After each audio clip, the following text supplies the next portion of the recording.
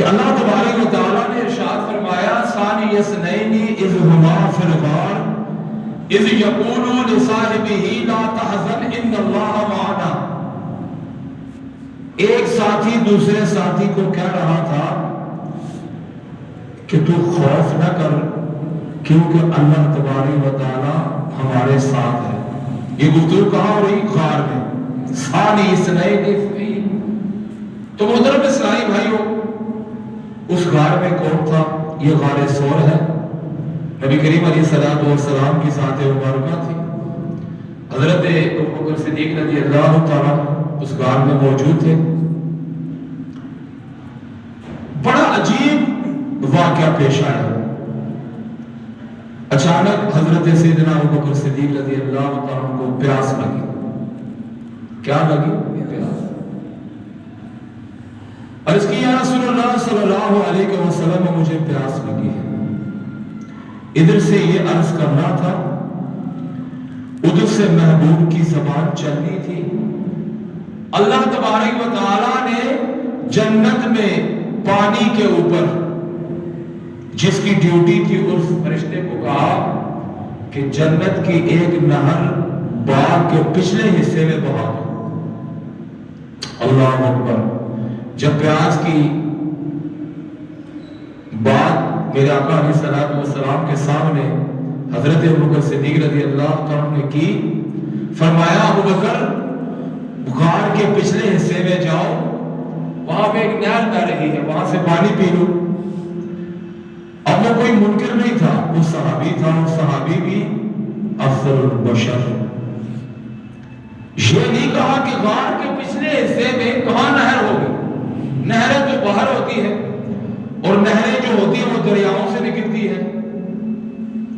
اب اگر پیاس کی التجا کی تھی، عرض کی تھی، کوئی نہ کوئی اس کا ایک معاملہ ہونا تھا کہ تم جاؤ، جا کے پہاڑ سے نیچے اترو، یہ غار ثور ہے، کوئی نہر ڈھونڈو، کوئی کنواں ڈھونڈو، وہاں سے پانی جو ہے وہ لے کر آؤ تاکہ اس پانی سے ہم اپنی پیاس بجھائیں۔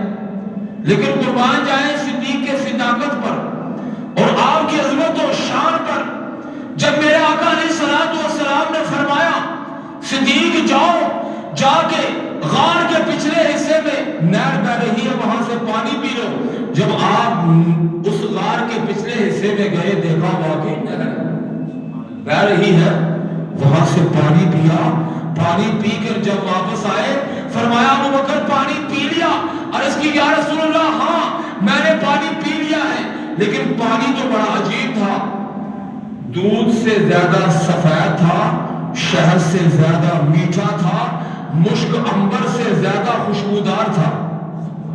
ایسا پانی تھا، ایسا پانی تو آج تک میں نے نہیں پیا۔ تو اس وقت میرے آقا علیہ السلام نے ارشاد فرمایا ابوبکر یہ کوئی عام پانی نہیں تھا، یہ پانی تو جنت کا پانی تھا۔ یہ کون سا پانی تھا؟ جنت کا پانی تھا۔ اللہ تبارک و تعالیٰ نے جب تیری پیاس کو دیکھا، اس وقت حکم فرمایا جنت کے اوپر جو نہروں پر جس کی ڈیوٹی تھی کہ یہ نہر جو ہے وہ باغ کے دوسرے حصے میں ابوبکر صدیق رضی اللہ تعالیٰ کو پیاس لگی ہے، میرے محبوب کے صدیق کو پیاس لگی ہے، یہ اس کو پیاس جو ہے بجھانے کے لیے وہاں نہر جو ہے وہ بہا دی جائے۔ ابوبکر صدیق رضی اللہ تعالیٰ عرض کرتے ہیں یا رسول اللہ، اللہ کی بارگاہ میں میرا اتنا مرتبہ ہے کہ جنت کی نہر جو ہے وہ غار کے پیچھے بہا دی گئی۔ فرمایا ہاں اے ابوبکر اس بات کو یاد رکھنا، اللہ کی بارگاہ میں تمہاری اتنی بلند شان ہے کہ اگر قیامت کے دن ایک ایسا بندہ جو 70 انبیاء کے عمل لے کر آئے گا، اللہ تبارک و تعالی اس بے ادب جو تمہارا بے ادب ہوگا، تمہارا گستاخ ہوگا، 70 انبیاء کا عمل اپنی بارگاہ میں قبول نہیں کرے گا، اس کو جہنم میں ڈال دے گا۔ اللہ کی بارگاہ میں تیری یہ عظمت اور شان ہے کہ اگر 70 انبیاء کا، ایک انبیاء کا ہم عمل نہیں کر سکتے، انبیاء کی بڑی شان ہے، بڑا مرتبہ ہے، لیکن مبالغہ کے طور پر اللہ تبارک و تعالیٰ نے ارشاد فرمایا اگر 70 انبیاء کے عمل بھی ابوبکر صدیق کا لے کر قیامت کے دن کوئی بندہ اللہ کی بارگاہ میں آئے گا، اللہ کسی عمل کو قبول نہیں کرے گا، اس کو جہنم میں ڈال دے گا۔ کیوں؟ کہ یہ ابوبکر صدیق رضی اللہ تعالی عنہ کا گستاخ ہے، اس کا بے ادب ہے، اس کی شان میں زبان درازی کیا کرتا تھا، اس وجہ سے اللہ تبارک و تعالیٰ اس کے عمل کو قبول نہیں کرے گا۔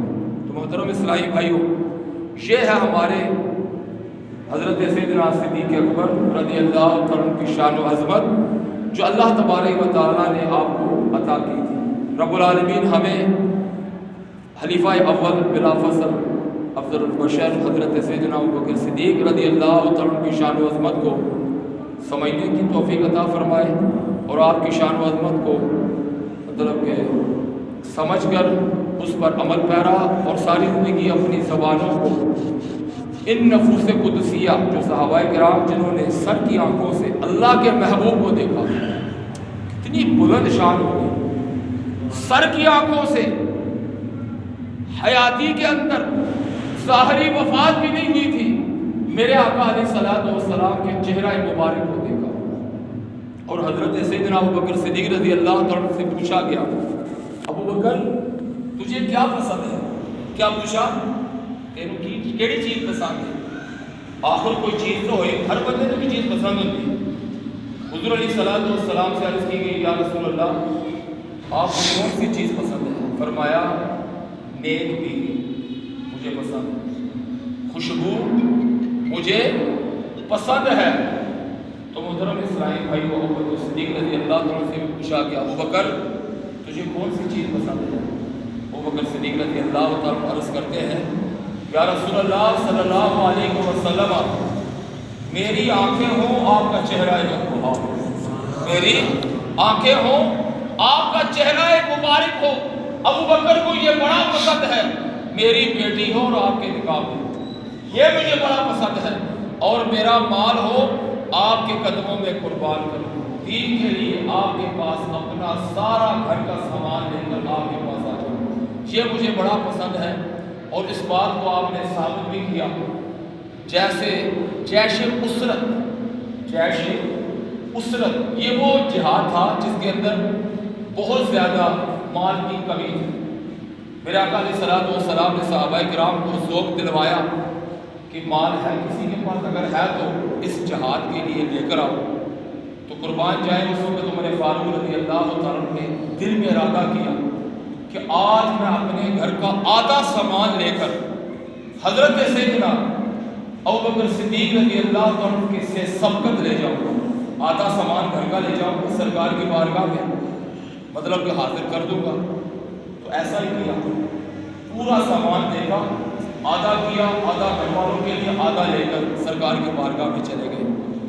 حضرت سیدنا صدیق اکبر رضی اللہ عنہ کے گھر کا ایک سوئی بھی نہیں چھوڑی، باقی مال تو چھوڑو، ہر ایک چیز کو اٹھایا اور باندھ کر ایک گٹھری میں یا دو گٹھری یا جتنا بھی مال بنتا تھا اٹھایا، اپنے جسم کا لباس بھی اتارا، ٹاٹ کا لباس جسم میں پہنا، بٹن نہیں تھے لیکن ببول ایک قسم کا پودا ہے، ببول کے درخت کے کانٹے اس کے ساتھ لگائے، اور گھر کا سامان کہتا ہے کہ ایک سوئی بھی کہیں پڑی تھی وہ بھی اٹھا کے اس سامان میں رکھی، سرکار کی بارگاہ میں حاضر ہوئے۔ حضور علیہ الصلوۃ والسلام نے فرمایا، ابوبکر کیا لے کر آئے؟